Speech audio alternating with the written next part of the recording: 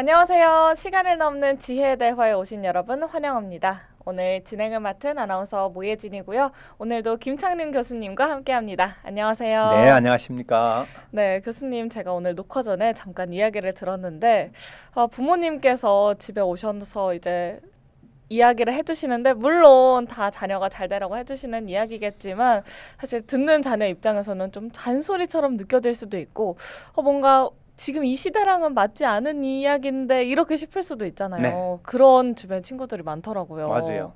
어떻게 하면 좀 지혜롭게 부모님과 잘 예. 지낼 수 있을까요? 그래서 제가 제목을 성장한 자녀와 잘 지내는 법. 이 굉장히 중요합니다. 네. 성장한 자녀라고 했습니다. 그냥 자녀가 아니라 성장했다는 것은 이제 대학생 이상이 됐거나 혹은 결혼했거나 이런 자녀와 잘 지내는 법이 굉장히 중요한데요. 특히 부모 세대는 이제 나이가 들었고 자녀는 성장해서 자기 직장을 갖거나 사회생활을 하고 있는데 부모의 사고방식은 과거에서 조금도 벗어나지 못해서 서로가 불필요한 오해나 마찰 때문에 관계가 틀어지고 자녀와 부모 간에도 관계가 뻐그러지면서 삐지는 이런 경우가 많이 생겨요. 네. 그래서 부모와 자식 누가 더 잘해야 되고 뭘 바꿔야 되는가 이 부분에 대해서 저는 정말 제가 주변에 보면서 제가 체험적으로 느끼고 이런 것들을 좀 정리해서 오늘의 지혜로 삼아 보려고 합니다. 네, 부모님과 성장한 자녀가 잘 지내는 방법. 그렇죠. 네. 저는 부모가 첫째 제일 중요합니다. 역할. 부모가 잘해야 됩니다. 어떻게 잘해야 되느냐 몇 가지를 제가 정리해 봤습니다. 가장 첫 번째가 이제 놔주라는 것입니다. 놔줘라. 놔줘라는 의미는 독립 생활을 존중해 주라는 것입니다. 이미 20살 이상이 된 내 자녀들은 이미 독립 개체로서 정신적으로도 그렇고 이제 사회적으로도 그렇고 부모가 더 이상 개입할 시기가 지났다는 것입니다. 부모가 이 아이들을 키울 때 그 시대 때는 훈육도 필요했고 여러 가지 충고 혹은 잔소리가 필요했을지 몰라도 이제 20세 이상이 된 자녀들은 이미 다른 세상을 살고 있고 가치관도 달라졌다는 이 점을 부모가 인정을 해야 되는데 인정을 하지 않습니다. 네. 여전히 내 아들, 내 딸, 착한 자식 이렇게만 생각하는 이 착각이 엄청난 불행을 가져옵니다. 왜 어떻게 불행을 가져오냐면 네. 자신은 조언이고 정말 피가 되고 살이 되는 그런 이야기지만 이게 이제 쓸모없는 잔소리가 되어버립니다. 그래서 부모님은 걱정이 돼서 하는 얘기지만 자식들에게는 불필요하고 불편해하는 그리고 며느리나 혹은 사위 입장에서는 쓸데없는 소리면서 오히려 관계를 불편하게 하는 그런 소리라는 사실을 인식을 못하거든요. 그래서 중요한 것은 부모 세대가 세월이 흐르면서 시대가 어떻게 바뀌었는지 부모가 공부해야 되는데 부모 세대들은 공부를 안 해요. 나이 들었다는 반증이 남의 말은 안 듣고 지 얘기만 하는 것이 나이 들었다는 반증입니다. 네. 자녀가 성장했다는 것은 부모가 나이가 들었다는 소리거든요. 그래서 이 옳은 말씀이지만 이제 잔소리가 된다는 점을 꼭 인식하고 그 안 하는 주변 사람들도 많이 있어요. 교수님도 안 하시나요? 저는 하면 안 되죠. 왜냐하면 저는 자녀가 이미 이제 성장했고 자기 직업을 갖고 있기 때문에 저는 절대로 잔소리가 될 만한 건 하지 않고 도움이 될 만한 단 요청을 할 때 해줍니다. 요청하지 않을 때는 그렇죠.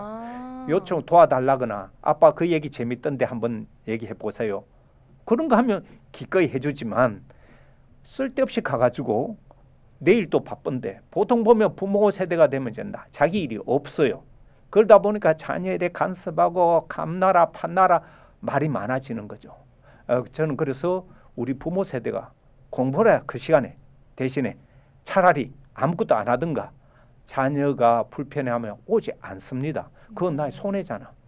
부모가 자녀가 또 선물을 주면 왜 이런 선물을 차로 돈으로 주지? 이렇게 얘기하는 사람들도 있는데요. 정말 부모 자격이 없다고 저는 생각하는데 잔소리나 이런 불필요한 행동이 내 자녀를 불편하게 하면 내가 외로워집니다.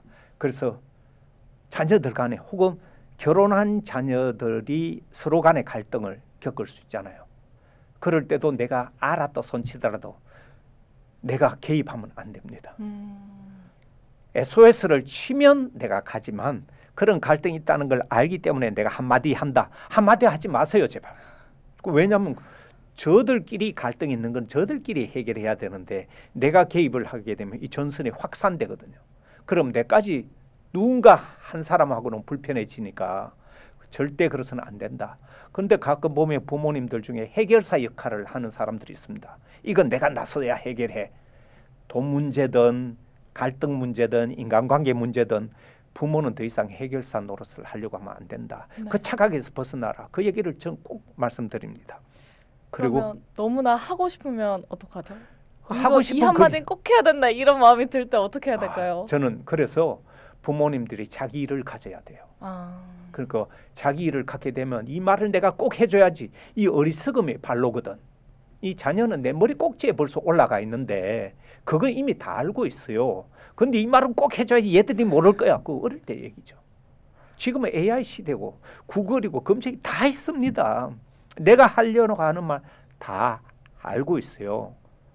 다만 내가 꼭 해주고 싶은 말이 있다면 남편이나 아내에게 해주세요. 아, 두 사람이 서로에게 집중 안 하고 여전히 자녀를 바라보면서 자녀 일에 개입하는 것은 어리석음의 증거라고 저는 봅니다. 네. 그래서 이제는 당신들 파트너 함께 살아갈 사람은 결국 자녀는 떠났잖아. 그들은 그들의 삶을 살아가고 그렇다고 정을 끊으라는 얘기는 아니지만 네. 내가 존중을 해줄 때 그 사람들도 나를 존중해줘요. 저는 이런 마음을 가져라. 나는 키울 때 좋았고 너를 키우면서 내가 얼마나 좋았어. 그래서 너가 지금 있다는 것만으로도 감사다. 이런 마음으로 살아가면 돼요. 저는 아들이 여자친구를 데려왔을 때 결혼하겠다고 데려왔을 때 이런 말을 했어요. 나는 너를 키우면서 너에 대한 즐거움을 다 가졌다. 너무나 고마웠다. 지금 너가 같이 살겠다고 데려온 여자는 너를 믿으니까 나는 보지 않겠다. 오. 안 봐도 나는 너를 믿으니까 너가 믿고 선택한 여자라면 밥은 사줄게. 네. 그렇게 해서 같이 밥 먹고 안 봤습니다. 사실은. 아. 바로 그리고 지금 문제가 생기면 너가 해결하지. 너가 선택했으니까. 인생은 선택과 책임이니까. 그래서 저는 가급적 그리고 너희들이 어떻게 사는지 내가 도와줄 수 있는 것만 도와주고 그리고 도움을 요청할 때만 가고 절대로 스프라이즈해서 아파트에 찾아가가지고 선물을 주고 온다거나 이런 식으로 하면 안 됩니다. 네. 그들의 프라이버시를 존중해주고 가기 전에는 약속을 하거나 사전에 얘기를 하고 이러한 이유로 갔는데 괜찮겠나? 야, 부모 자식 간에도 그렇게 해야 됩니까? 그렇게 해야 된다. 부모 자식 간에는 특히나 자식이 성장했을 때는 더 그렇게 해야 된다. 저는 성장한 자식을 쉽게 편하게 생각하면 그 불행이 가까워집니다. 네. 성장한 내 자녀는 맞지만 내가 더 존중하고 배려해 줘야 될 대상이고 왜냐하면 내 평생을 이 아이들과 함께 가야 되잖아. 아이들과 관계가 나빠지면 가장 큰 손해는 납니다. 저는 지금 또 자녀들을 만나면 즐겁거든요. 네. 행복하거든. 이 행복을 오래 가져가야지. 그러려면 내가 잘해야지. 내가 잘못하면 자녀와의 관계가 망칩니다. 그래서 저는 부모님들에게 자녀가 이래라 저래라 자녀 얘기하지 마라. 내가 어떻게 해야 돼? 내가 김장김치도 담아가고 저는 그렇게 하지 말라는 겁니다. 그 마음은 알겠지만 걔네들이 김치 지금 안 먹습니다. 시켜 먹는 거 더 좋아하고 아파트 경비 줘버리잖아. 저는 그 마음은 알겠지만 그 표현을 그렇게 하시면 안 된다. 가고 싶은 거 참고. 그래서 저는 항상 그럽니다. 내 남편에게, 네. 내 아내에게 좀 더 집중하라. 남편에게 이제 서로는 부부는 더 이상 관심 없잖아. 저는 그게 불행이라고 생각합니다. 이제는 자녀보다도 떠난 자녀 찾지 말고 남아있는 내 배우자에게 좀 더 잘해주고 좀 더 집중해주고 내가 바빠서 못해줬던 거 지금이라도 따뜻하게 해주자. 그러면요 자녀 좋아합니다. 꼭 그렇게 해달라. 그리고 또 하나는 네. 기대치를 낮춰라.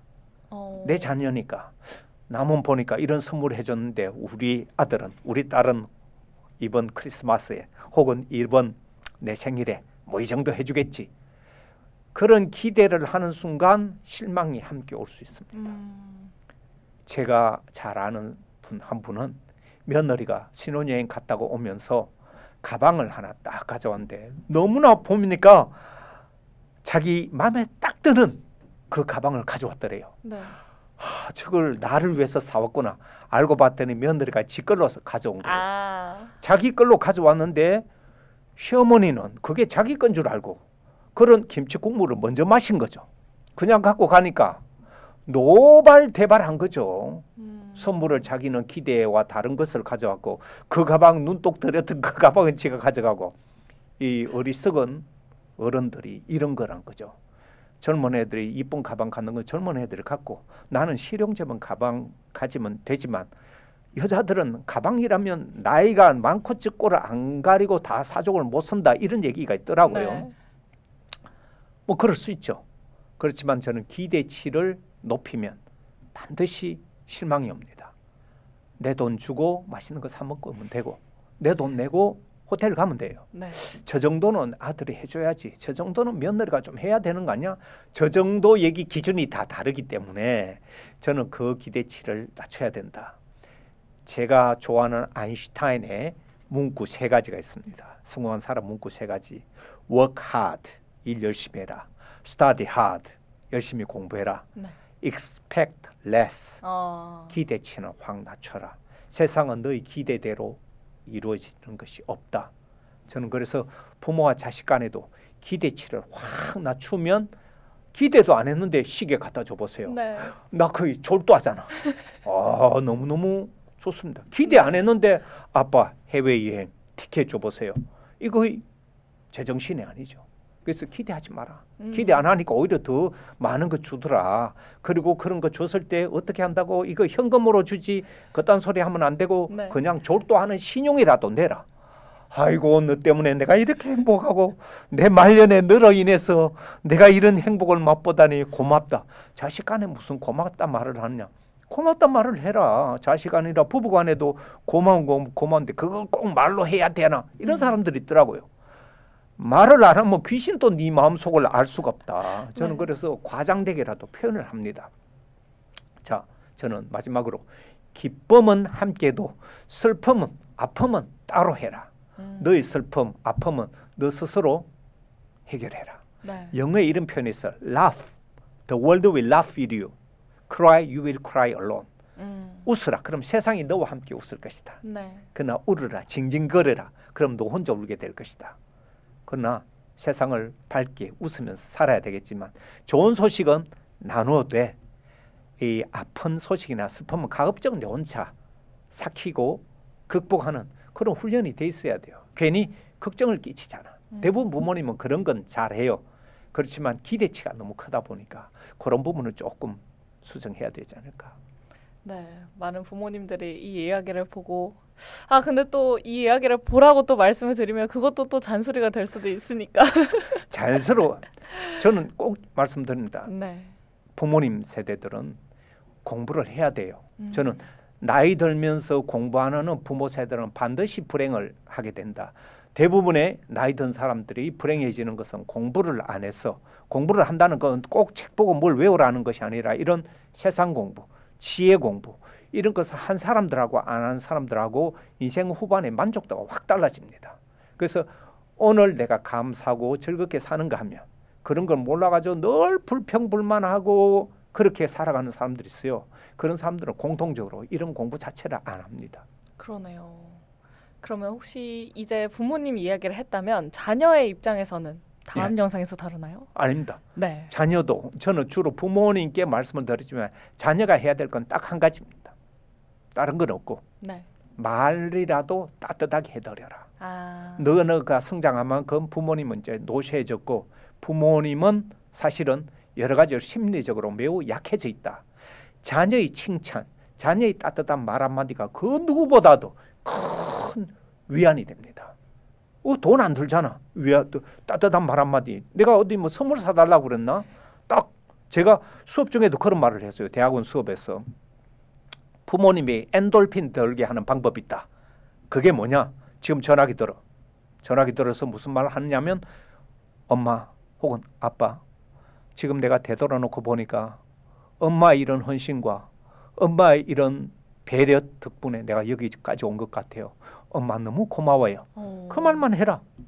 그러면 엄마는 일주일 내내 기분 좋다. 우리 학생 하나는 제가 이 말을 편지를 한번 써보라고 했어요. 편지 네. 써서 보냈더니 아버지가 기분이 좋아가지고 우리 딸 다 컸네.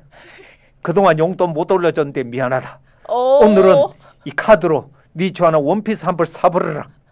이렇게 편지까지 왔다는 거 아니에요. 네. 그래서 저는 자녀는 아버지의 지갑을 벌리는 가장 좋은 방법이 부모님에게 거짓말로라도 칭찬을 해보라.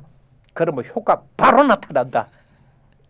근데 또 교수님 말씀을 들으니까 뭔가 기대를 하면서 보내면 또 그에 맞는 응당한 그게 안 오면 또 실망을 할 수도 있잖아요. 그래서 그런 거 생각하지 말고 그냥 부모님께 사랑한다, 고맙다 이렇게 문자를 보내고 거기에 뭐 용돈이 올라가면 좋은 거고 뭐 안 올라가더라도 부모님 기분이 좋으면 좋은 거니까. 저는 한 가지 그 말씀드리고 싶은데 요즘 네. 젊은 세대들이 SNS를 하다 보니까 문장을 길게 못 써요. 아빠 사랑해, 고마워. 이거 너무 상투적이고 부모에게 그 문자가 가도 감동이 없어요. 글이라는 것은 감동, 특히 부모님께 감사한 것은 감사한 구체적인 행동을 써요. 글을 써야 돼요. 왜 내가 감사한가? 3가지라도 써보라. 한 문장 아빠 사랑해.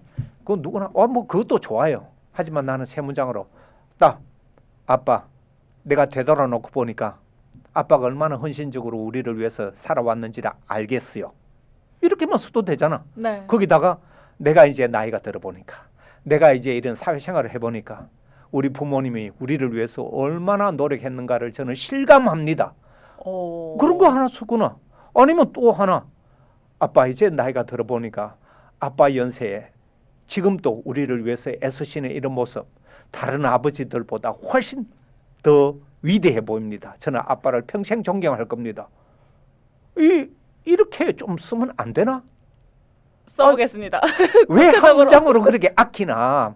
칭찬은 아끼지 말라고 그랬어요. 네. 조금 더 이렇게 살을 붙이면 부모님 보려고 하는데 벌써 끝나 있으면 이거 안 되잖아.